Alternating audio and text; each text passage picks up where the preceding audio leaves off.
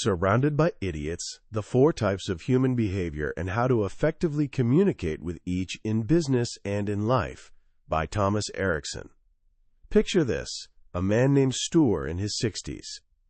He's a successful entrepreneur who built his company from nothing, respected, accomplished, a real industry expert.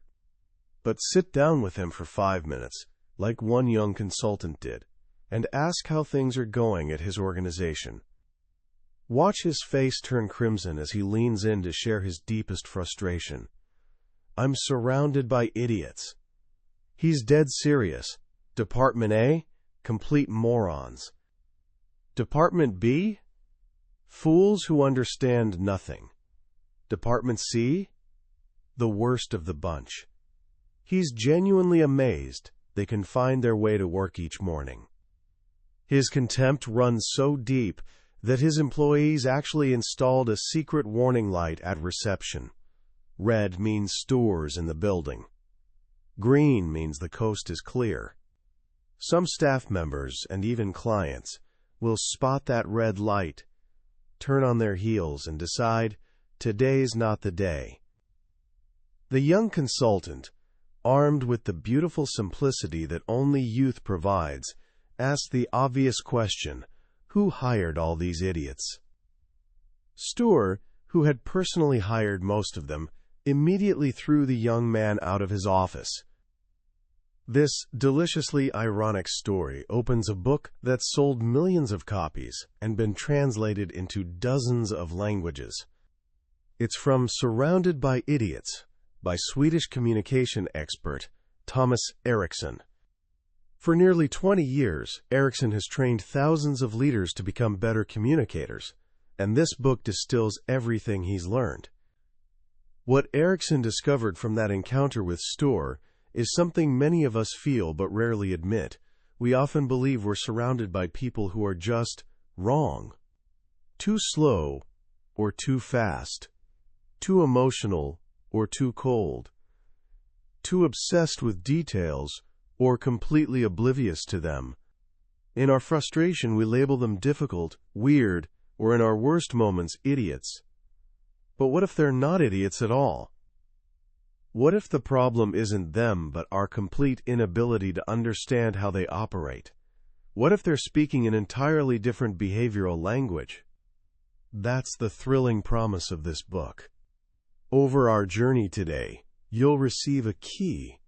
Think of it as a secret decoder ring that unlocks the mystery of human behavior. You'll learn a simple but powerful system of 4 colors that will help you see the world and the people in it with startling new clarity. By the end, you won't just understand why people do what they do. You'll know exactly how to communicate with them, motivate them, and connect with them in ways that feel almost magical. This isn't about managing idiots. It's about discovering they were never idiots to begin with. Have you ever had a conversation where everything just clicked? Where you and the other person were perfectly in sync, finishing each other's sentences without effort? And have you had the opposite experience? A conversation where no matter what you said or how you said it, your words seemed to slam into a brick wall. You probably walked away thinking, what is wrong with that person? Thomas Erikson spent his youth puzzling over exactly this question. He assumed that since he was the same person in every conversation, the people who understood him were the good guys, and those who didn't must have something wrong with them. Simple, comforting logic. Also, completely wrong. The fundamental lesson, the bedrock of this entire system is this: communication always happens on the listener's terms.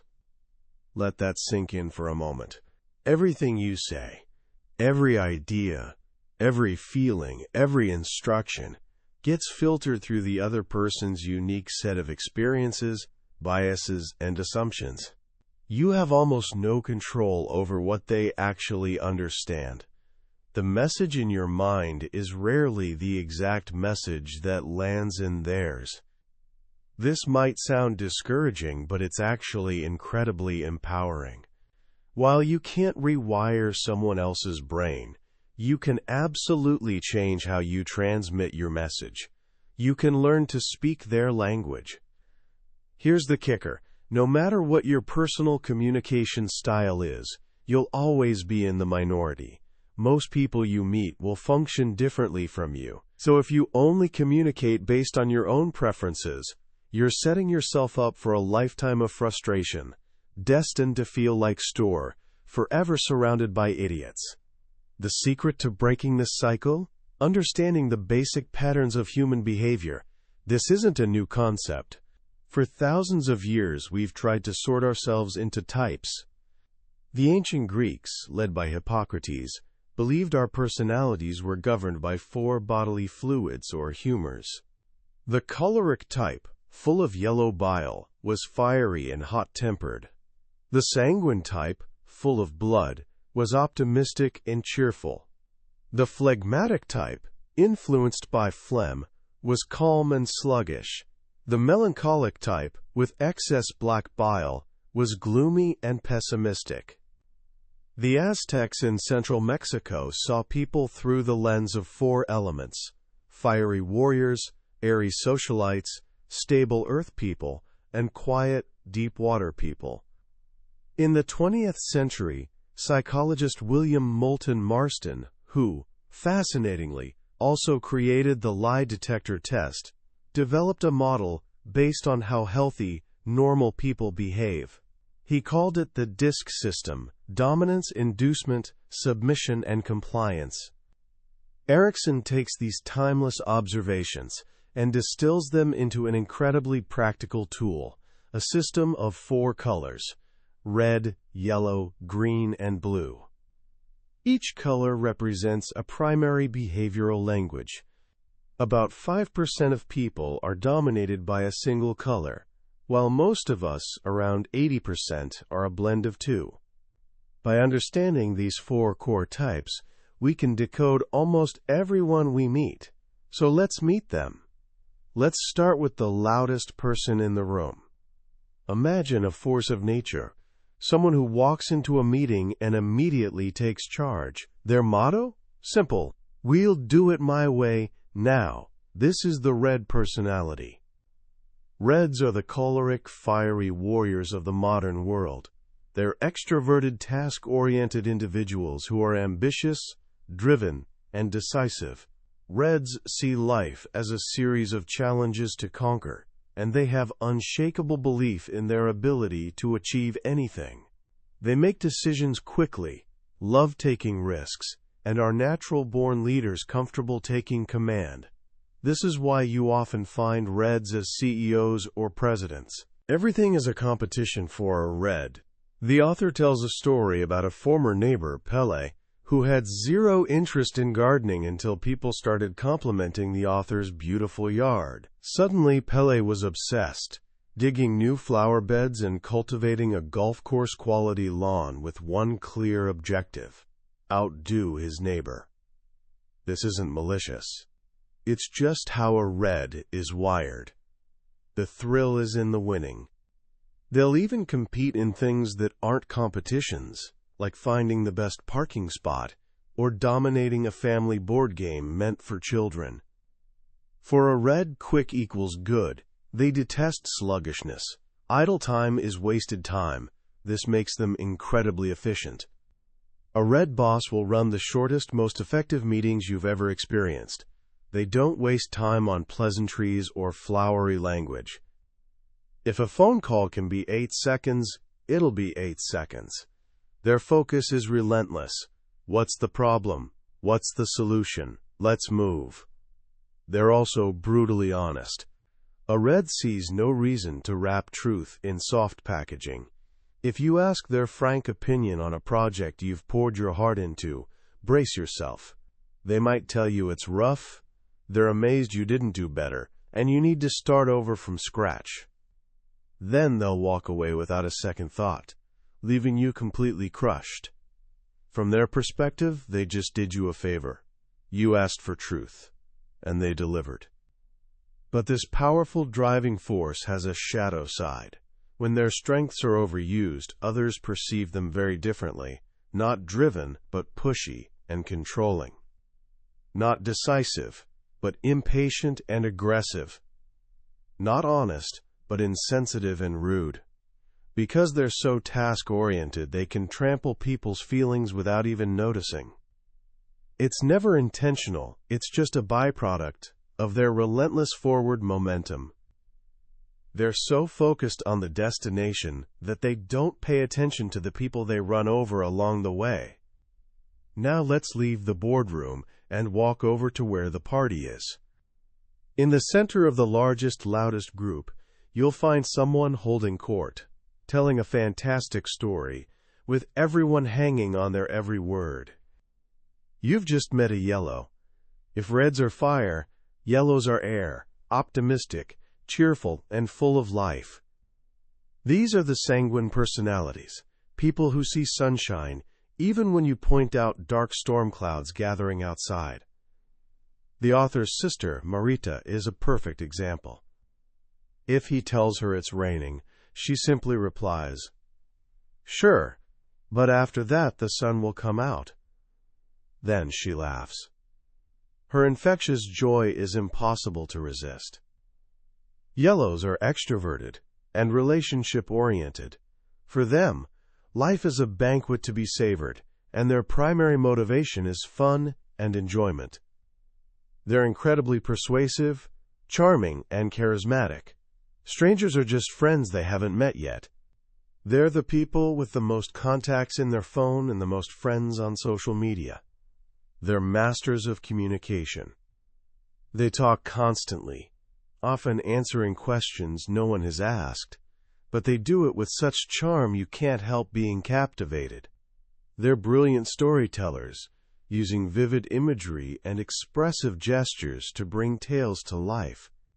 A yellow can sell snow to a penguin, not through cold logic, but through sheer, unbridled enthusiasm. They're also fountains of creativity. A yellow thinks outside the box because they don't even seem to know a box exists. Their minds move incredibly fast, generating wild and innovative ideas one after another. They're fantastic at starting new projects, bringing an explosive burst of energy and inspiration that gets any team excited. But like the Reds, yellows' greatest strengths can become their most glaring weaknesses. Their love for talking often comes at the expense of listening. Truthfully, they're often terrible listeners.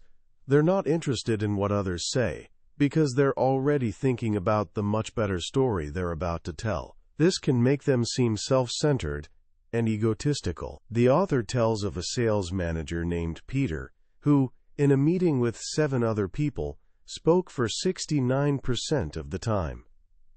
Their focus on fun and the big picture means they're notoriously bad with details and structure. A yellow's desk often looks like a hand grenade went off on it. They're chronically optimistic about time, always believing they can do more than is humanly possible, leading to missed appointments and forgotten deadlines. While they're brilliant at starting projects, they're terrible at finishing them. Once initial excitement wears off, and boring, detailed work begins, their attention has already leaped to the next shiny idea. We've met the charging bull and the brilliant butterfly, but they're the extroverts, the ones easy to spot. Most of the population isn't like them. Most people are quieter, more reserved. Let's meet the person who makes up the calm, steady heart of any group. This is the person who never forgets your birthday, the one who listens patiently to your problems, offering a shoulder to cry on without trying to steal the spotlight. This is the most common of all personality types. This is the green. Greens are the phlegmatic earth people, calm, leisurely, and easygoing. They're introverted and relationship-oriented. They're the balance wheel, keeping the more extreme colors from spinning out of control. While reds and yellows are in top gear, greens provide serenity. They're kindness personified. Greens are exceptional team players. The group, the family, the team always comes before the individual. They're incredibly reliable. If a green says they'll do something, you can absolutely trust it'll get done. They don't want to let anyone down. They're the best listeners of all the colors. This is partly because they're naturally quieter, but also because their interest in others is genuine and authentic. The author tells of a salesperson named Helena, a gentle green, who managed to close a deal with a famously tough CEO that no one else could reach. How? She met him in the parking lot, saw his beautiful vintage car, and said, "Wow." The CEO spent the entire lunch talking about his passion for the car, while Helena just listened intently. He signed the contract before food was even served. She won him over by simply making him feel heard. However, the green's gentle nature comes with profound challenges. Their greatest weakness is deep-seated resistance to change and desperate avoidance of conflict. For a green, the motto is, "You know what you have, but you never know what you'll get." The grass is not greener on the other side. Any change, even small ones, can feel deeply unsettling. The author's mother, a classic green, had agreed to babysit one Friday night. When dinner was canceled, and the author told her they'd be home after all, she became flustered and hesitant, needing time to mentally prepare for this completely different situation, even though nothing about her own plans had actually changed. This dislike of change can manifest as stubbornness. Once a green makes up their mind, often based on a feeling or loyalty to someone they trust, it can be nearly impossible to get them to reconsider, no matter how many facts you present. Even more challenging is their aversion to conflict. A green will do almost anything to maintain harmony. In a meeting, if they disagree with a proposal, they won't speak up. They'll sit silently, hoping someone else voices their concerns, then nod in agreement with the group to avoid making a fuss. But the disagreement doesn't vanish. It goes underground. Later, by the coffee machine, or in a small, safe group, the truth emerges as gossip or backbiting. This can make them seem two-faced or dishonest, even though their only intention was keeping peace. Their passivity can be maddening for more active colors, who perceive it as indifference and lack of commitment. Finally, we come to our last personality.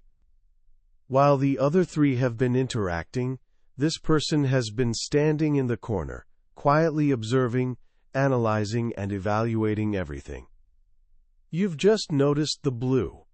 Blues are the melancholic water people, analytical, detail-oriented, cautious, and reserved. They're introverted and task-oriented. For a blue, the guiding principle is quality. If something's worth doing, it's worth doing right. Anything less than 100% correct is, in their eyes, 100% wrong. They're masters of facts and details. A blue is the friend who gently corrects you when you misquote a statistic, not to show off, but because accuracy matters. Before they speak, they've already done the research, checked sources, and confirmed their facts. What they say, you can usually take to the bank. They're systematic and logical. The story of assembling furniture perfectly captures the four colors. The red starts building immediately without instructions. The yellow tears open the box, excited about the finished product, but putting it together haphazardly. The green leans the box against the wall and decides to have coffee first. The blue? He reads the instructions twice, lays out and counts every single screw, and carefully wipes down each part before beginning assembly, step by precise step. It may take longer, but his cabinet will stand forever. This love for detail and quality makes them incredibly valuable in any field requiring precision and accuracy, like engineering, finance, or science. But the blue's pursuit of perfection has a dark side. Their need for all the facts before making a decision can lead to analysis paralysis. They can get so caught up in research and weighing risks that they never actually start. The author tells of a CEO who requested a proposal for leadership training. The author sent a 35-page document. The CEO's response? Is there any more material? This continued until the author had sent a binder with hundreds of pages detailing every 15-minute session. The CEO was fascinated by the process, but never actually made a decision. Their focus on what's wrong can make them appear critical and pessimistic. The author's friend, Hans, came to see his newly renovated kitchen. After all the hard work, the very first thing Hans said was, "New kitchen? Looks good. That cupboard door is crooked." He wasn't trying to be hurtful. His perfectionist eye simply cannot ignore a flaw.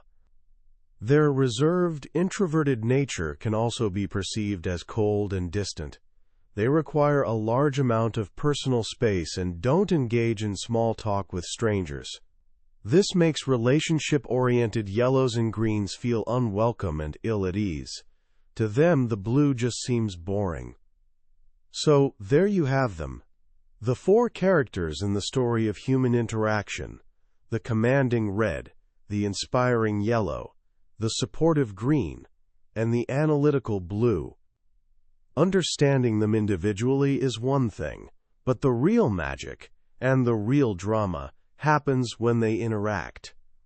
Some pairings are natural. Fast-paced, extroverted reds and yellows often work well together.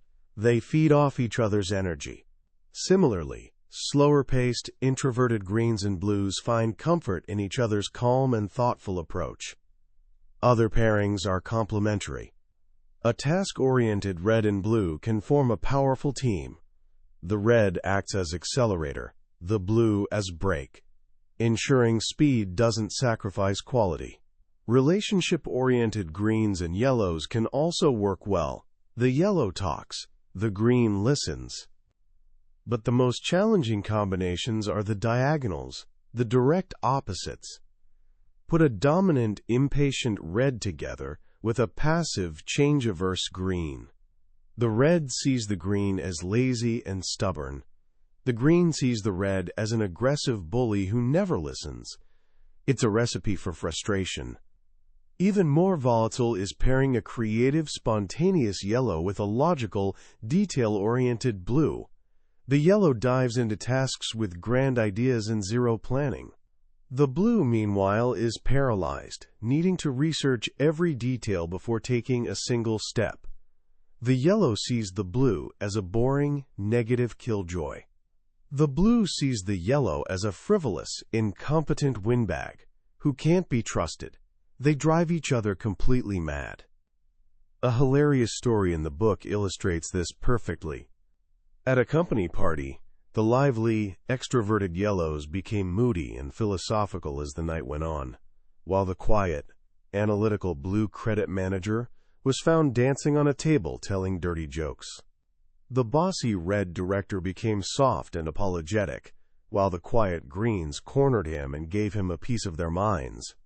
Under pressure, or with a little alcohol, we can sometimes flip into our opposites. So if we're all so different, how do we possibly get along? The answer isn't to change who you are or who they are. The answer is adaptation. It's about learning to flex your style, to speak the language the other person understands. So how do you do it? When dealing with a red, speak their language of speed and results. Be direct. Get straight to the point. Cut the small talk. Focus on the bottom line. Don't show hesitation. Deliver your opinion with confidence, even if you disagree. They respect strength. If you back down, you lose their respect, and they'll walk all over you. When with a yellow, speak their language of enthusiasm and connection. Create a warm, friendly atmosphere. Smile. Laugh at their jokes. Don't bog them down with details. Focus on the big, exciting vision. Show interest in them as a person, and don't be afraid to use a little flattery. They need to feel good to be at their best. When interacting with a green, speak their language of security and stability. Slow down, be patient, don't rush them or spring sudden changes on them. Explain the plan step by step to ease their anxiety. Listen more than you talk. Your goal is making them feel safe and supported. They need to trust you before they can move with you. When approaching a blue, speak their language of facts and quality. Be prepared. Do your homework. Have all your data and details ready. Don't be vague or rely on gut feelings. Stick to the task and be professional. Don't get too personal too quickly. They judge you on the merit and accuracy of your work. Quality is their currency. This brings us to the ultimate test of communication, delivering bad news or criticism. Each color receives feedback in a completely different way. To give feedback to a red, be direct and fearless. Don't wrap it in praise. Just state the facts, and be prepared for a fight. They'll argue, they'll challenge you, they might even yell. Do not back down. Stand your ground, remain calm, and focus on the problem, not the person. To give feedback to a yellow, do it privately. Public criticism is humiliation to them. Be kind and reaffirm that you still like them as a person, but be very clear and persistent with your examples, because they'll try to charm their way out or twist your words. To give feedback to a green, be incredibly gentle. They take criticism to heart and can shut down completely. Focus on how their behavior makes you or the team feel.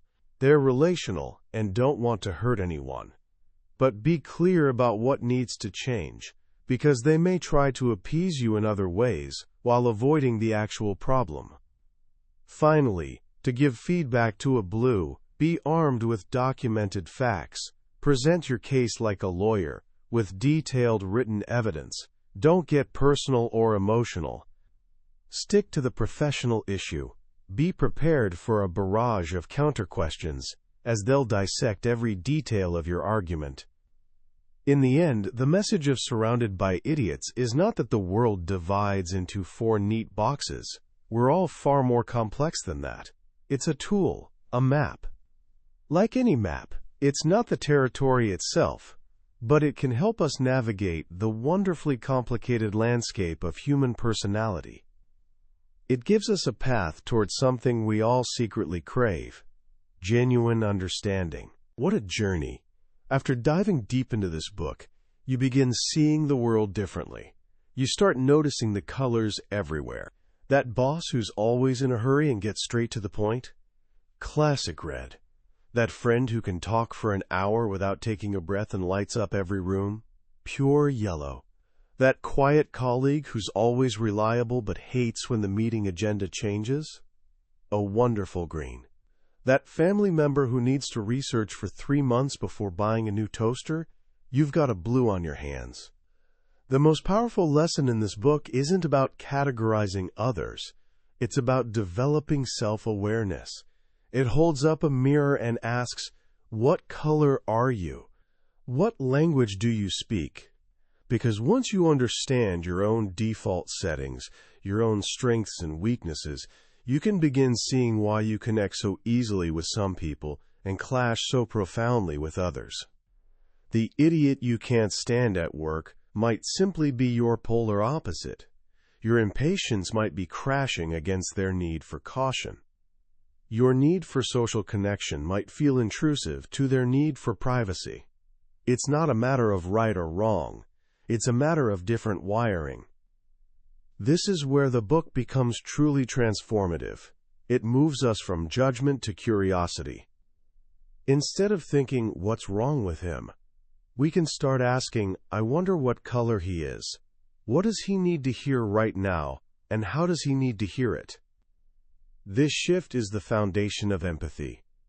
It's the key to becoming a better leader, a better partner, a better parent, and a better friend. So here are a couple of simple things you can do, starting today, to put these ideas into practice. First, try identifying the dominant color of one person you're close to, a parent, a sibling, or a best friend. Don't tell them you're doing it, just observe. How do they talk? How do they make decisions? What stresses them out? Second, for just one day, try communicating with that person entirely on their terms. If they're a red, be direct and get to the point. If they're a yellow, start with a funny story. If they're a green, ask how they're feeling and really listen. If they're a blue, present your idea with 3 well-thought-out facts. Just try it and watch what happens. You might be stunned by the difference it makes. That was a summary of Surrounded by Idiots by Thomas Erikson. We've explored the main ideas today, but a summary is like looking at a travel brochure.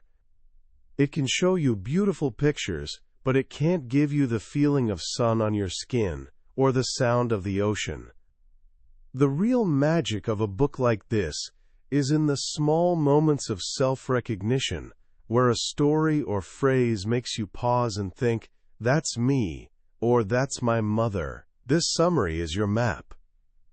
If anything we've discussed today has sparked your curiosity, I encourage you to grab a copy and take the journey yourself. It's an investment not just in learning, but in understanding, and it has the power to genuinely change how you connect with every single person in your life. The link to the book is in the description. Also, if you found this journey valuable, please take a moment to click that like button and subscribe to Billionaire's Bookshelf. It tells us we're on the right track and ensures you won't miss our next exploration into another life-changing book. Let's continue to learn and grow together.